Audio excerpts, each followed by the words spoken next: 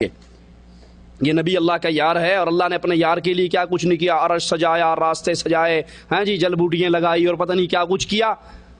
رب محفلہ سجائیاں دیدار واسطے، اللہ نے پھر یہ ساری محفل جو سجائی ہے نبی کے دیدار کے لیے سجائی، اپنے سامنے بٹھایا اور پھر اپنے نبی کا دیدار کیا۔ یہ بات عقل کے بھی خلاف ہے، قرآن و حدیث کے بھی خلاف ہے۔ عقل کے خلاف کیسے ہے؟ میں آپ کا دیدار کر رہا ہوں، آپ میرا دیدار کر رہے ہیں، ٹھیک ہے، کیوں؟ کیونکہ ریاض بیٹھ کے آپ مجھے نہیں دیکھ سکتے، میں آپ کو نہیں دیکھ سکتا، یا آمنے سامنے بیٹھ کے دیکھ رہے ہیں نا۔ اللہ کے لیے اعلیٰ مثال سمجھانے کے لیے بات کر رہا ہوں۔ اگر آپ اس دیوار کے پیچھے ہو تو میں آپ کو نہیں دیکھ سکوں گا، ہیں، آپ مجھے نہیں دیکھ سکیں گے۔ اللہ کے بارے میں یہ کہنا کہ رب محفلیں سجائیاں دیدار واسطے، کہ اللہ نے جو یہ ساری محفل برپا کی ہے وہ نبی کے دیدار کے لیے کی ہے، تو کیا نعوذ باللہ اللہ کو نبی دنیا میں رہتے ہوئے نظر نہیں آتے؟ مالک کے بارے میں تو آتا ہے کہ سیاہ چیونٹی، سیاہ رات، سیاہ پہاڑ کی جڑ میں چلتی ہے تو اللہ اس کو وہاں دیکھتا ہے، اس کے پاؤں کی دھمک سنتا ہے، اس کا رزق پہنچاتا ہے۔ نمبر ایک۔ نمبر دو، شرعن کیسے یہ بات غلط ہے کہ خود رسول اللہ صلی اللہ علیہ وسلم سے سوال ہوا کہ آپ نے اللہ کو دیکھا؟ تو کہا میں اللہ کو کیسے دیکھ سکتا تھا، میں نے تو نور کو دیکھا۔ اللہ کا حجاب، اللہ کا پردہ بھی نور ہے۔ اللہ اگر نور کے پردوں کو ہٹا دے تو جہاں تک اللہ کے چہرے کا نور پہنچے گا ہر چیز جل کر خاک ہو جائے گی۔ دنیا کی آنکھ سے کوئی اللہ کو نہیں دیکھ سکتا، ہاں قیامت کے دن انسان مومن جنت میں اپنے اللہ کا دیدار کرے گا اور اس کی توفیق بھی اللہ عطا کرے گا۔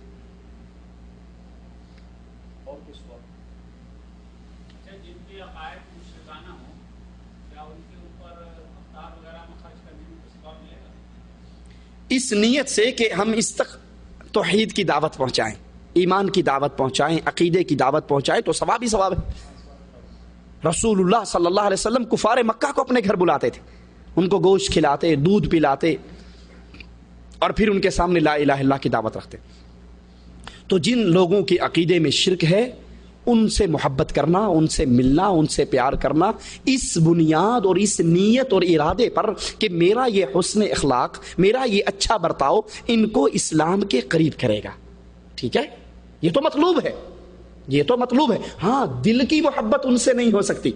مثلا میری بیٹی کا رشتہ لینے کوئی آ گیا ہے، اب وہ ڈاکٹر ہے، انجینئر ہے، پروفیسر ہے، کار کوٹھی ماڈل ٹاؤن میں اس کی رہائش ہے، لیکن مجھے پتا ہے یہ مشرک ہے۔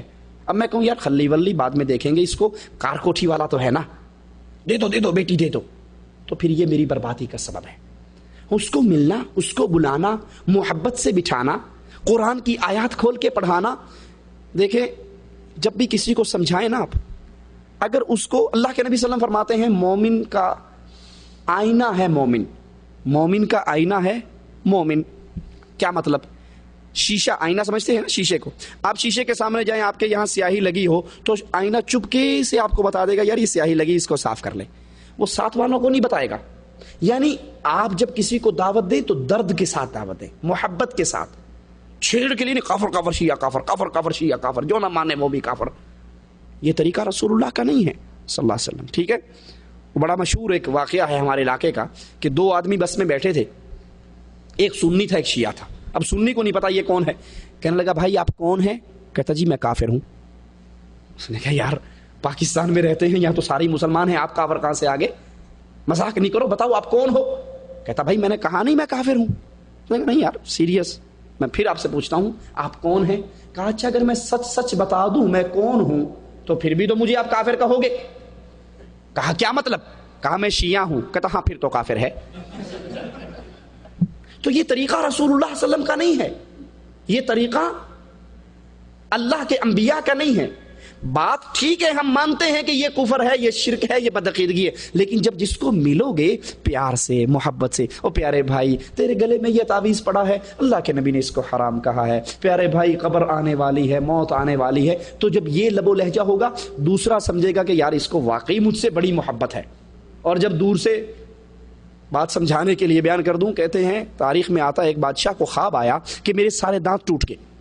اس نے کسی مولوی صاحب کو بلایا کہ مولوی صاحب میں نے رات خواب دیکھا میرے سارے دانت ٹوٹ گئے، اس کی تعبیر بتاؤ۔ اس نے کہا بادشاہ سلامت، اس کی تعبیر یہ ہے کہ آپ کا سارا خاندان آپ کی زندگی میں مر جائے گا۔ اس نے کہا تو تیری ایسی کی تیسی، تو میرا سارا خاندان مارنے لگا ہے؟ انہیں جلاد بلایا, مولوی کی گردن اتروا دی. اب دوسرے مولوی کو بلایا, پریشان تو تھا, کہا صاحب میں نے خواب دیکھا ہے کہ میرا منہ کے سارے دانت ٹوٹ گئے, ذرا تعبیر تو بتاؤ. اب مولوی صاحب کو پتا تھا کہ پہلے والے کی گردن اتر گئی ہے. تو کہنے لگا بادشاہ سلامت, اس کی تعبیر میرے ذہن میں یہ آتی ہے کہ اللہ عز و جل آپ کو اتنی لمبی عمر دے گا, اتنی لمبی عمر دے گا, اتنی لمبی عمر آپ کے پورے خاندان میں کسی کو نہیں ملی ہوگی. کہا ماشاء اللہ ماشاء اللہ, دو بھائی اس کو سونا دو, چاندی دو, گھوڑا دو, اس کو بڑی عزت سے. اتنا پیارا خواب دیکھا میں نے. حالانکہ بات وہی ہے, باولے سارے مر جائیں گے, تم زندہ رہے گی. ایک نے لٹھ مارا, گردن کٹوا لی, ایک نے بات وہی کی لیکن ذرا حکمت کے ساتھ کی. تو اللہ کی توحید کھل کر بیان کرنی ہے, اس میں ایک ذرا سی بھی لچک نہ ہو کہ نہیں جو جہاں لگا ہے ٹھیک لگا ہے, اپنے مذہب کو نہ چھوڑو, غیر کے مذہب کو نہ چھیڑو. 2 + 2 4 بھی ٹھیک ہے, 2 + 2 5 بھی ٹھیک ہے, 2 + 2 6 بھی ٹھیک ہے. یہ مینٹل ٹیچر ہے. 2 + 2 صرف 4 ہی ٹھیک ہے, باقی غلط ہے. لیکن دعوت کا انداز کیا ہو, درد کے ساتھ, محبت کے ساتھ. پیارے بھائی آپ کا یہ مسئلہ قرآن سے ٹکراتا ہے, آپ کا یہ فعل حدیث سے ٹکراتا ہے. دیکھو ہماری بات تو غلط ہو سکتی ہے لیکن اللہ رسول کی بات تو غلط نہیں. جب اس طرح محبت سے ان کو بلاؤ گے, کھانا کھلاؤ گے, دعوت دو گے, ٹھیک ہے, تو پھر نتیجہ کچھ اور نکلے گا.